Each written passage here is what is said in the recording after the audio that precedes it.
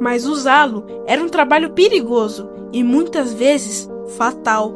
Para encontrar o betume, homens experientes precisavam cavar em regiões específicas do solo, onde o terreno era mais escuro e oleoso.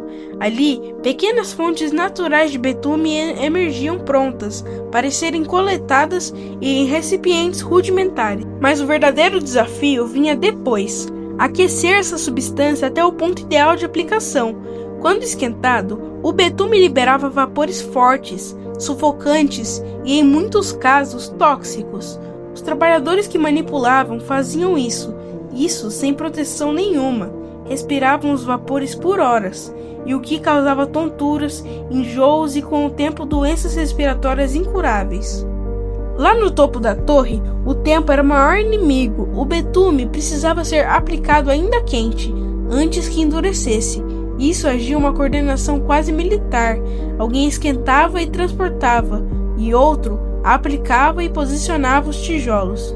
Tudo isso era com precisão cirúrgica, porque, uma vez frio, o betume se tornava sólido e inquebrável.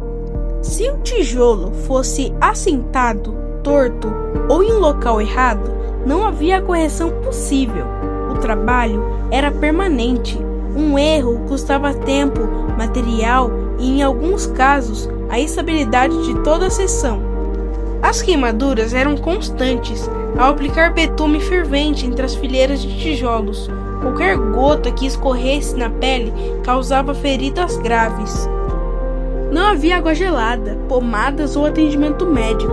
Os homens continuavam trabalhando com os braços e rostos manchados de preto, com a pele corroída e dolorida.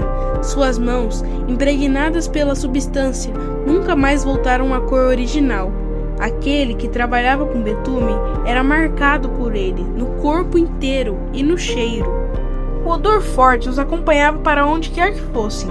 Além disso, o trabalho exigia um nível elevado de habilidade. Nem todos podiam aplicar o betume corretamente. Era necessário entender o ponto ideal de calor, o momento certo de aplicação e a quantidade exata para ser usada. Um excesso de betume poderia prejudicar o encaixe dos tijolos. Uma falta comprometer a estabilidade. Assim, os mestres do betume se tornaram figuras essenciais para a obra, respeitados e temidos, pois um erro deles podia colocar tudo a perder. O betume, apesar de eficaz, não era estável sob todas as condições. Ao ser aplicado em grandes alturas, o vento forte e as mudanças bruscas de temperatura podiam acelerar o seu endurecimento. Isso forçava os trabalhadores a agirem rápido, mesmo exaustos.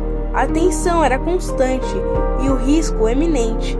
Bastava um único dia que toda a comunicação falhasse, em que o betume esfriasse antes do tempo, para que toda a seção da torre ficasse comprometida. Ainda assim, mesmo com todo o risco e sofrimento, o betume permitiu que os tijolos se mantessem firmes, criando uma estrutura cada vez mais sólida. Mas quanto mais alto subia, mais desafiadora se tornava a coordenação entre os andares. E isso nos levava ao próximo obstáculo mortal da Torre de Babel: o caos na comunicação. Se esse tipo de conteúdo te inspira e te ensina algo novo, já aproveita para se inscrever no canal e escreve aqui nos comentários de qual cidade ou país você está assistindo. É sempre interessante saber até onde a mensagem está chegando. Na medida em que a Torre de Babel se erguia aos céus, um problema silencioso crescia com ela. Quando a comunicação se perdeu e o projeto caiu. Hoje, o mundo vive algo parecido. Líderes falam alto, decisões são tomadas, mas quase ninguém se entende. Cada lado defende sua própria verdade e o diálogo vira ruído. Babel não ficou no passado, ela só mudou de forma. Sem rádios, sem megafones, sem qualquer tecnologia de comunicação, os construtores precisavam confiar na voz, nos gestos e nos sinais rudimentares. Mas o barulho constante das fornalhas, o rangido dos cestos, os gritos de advertência e o som abafado pelo vento dificultavam até mesmo as mais simples instruções. Os supervisores, organizados em cadeias hierárquicas, eram responsáveis por repassar ordens de cima para baixo e vice-versa. Cada grupo de trabalhadores respondia a um chefe direto, que por sua vez respondia a outro superior, formando um sistema em cascata, que, na teoria, permitiria o controle de todos os setores. Mas quanto mais alta ficava a torre, mais lenta a falha se tornava essa cadeia de comando. O tempo entre uma ordem sair do chão e chegar ao topo podia ultrapassar 1 hora, e nesse meio tempo o contexto já havia mudado, tornando a ordem obsoleta ou até perigosa. Para tentar vencer essa limitação, criaram sistemas de sinais visuais e sonoros. Panos coloridos eram agitados com significados específicos: vermelho para parar, branco para continuar, azul para mais material e amarelo para problemas. E para os momentos que a visibilidade era baixa, instrumentos como tambores e chifres eram usados para emitir sons longos e graves que ecoavam entre os andares. Cada padrão de toque representava uma mensagem que os trabalhadores eram obrigados a memorizar. Qualquer distração ou erro de interpretação poderia ser fatal. Mesmo com esses sistemas, falhas eram frequentes.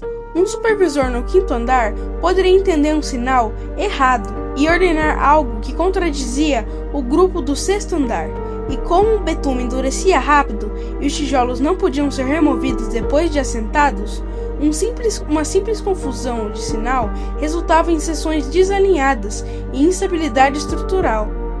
A cada novo erro aumentava o estresse dos líderes, que pressionavam suas equipes com mais força, exigindo precisão impossível em um ambiente caótico. A tensão não era só técnica, era também emocional. Muitos trabalhadores viviam sob constante medo de errar e de ser culpado por uma falha, de sofrer punições ou até morte por negligência. A frustração de não entender uma ordem ou de ser mal interpretado levava a discussões, gritos e empurrões. Houve registros não oficiais de brigas entre grupos por causa de comandos contraditórios, e tudo isso tornava o canteiro de obras uma panela de pressão prestes a explodir. Em meio a este ambiente já hostil, um novo medo começou a se espalhar entre os trabalhadores, algo ainda mais difícil de controlar do que a logística ou o cansaço físico. Era um medo irracional, crescente, que se alimentava de cada novo metro de altura alcançado, o medo de que a torre desabasse. E isso nos leva ao 5º grande desafio de Babel, o risco estrutural que aumentava silenciosamente a cada novo tijolo assentado. Conforme a torre ganhava altura, surgiam rachaduras silenciosas nas paredes, linhas finas e às vezes quase invisíveis que serpenteavam entre os tijolos. No início, eram ignoradas como sinais naturais do assentamento da estrutura, mas com o passar dos dias, elas aumentavam o número em tamanho, surgindo em pontos onde antes havia solidez. Os mestres de obra começaram a inspecioná-las com mais frequência, medindo com os dedos, anotando os locais onde reapareciam, tentando entender se aquilo era um sintoma temporário ou um prenúncio de uma tragédia. O principal inimigo da estrutura era o próprio peso.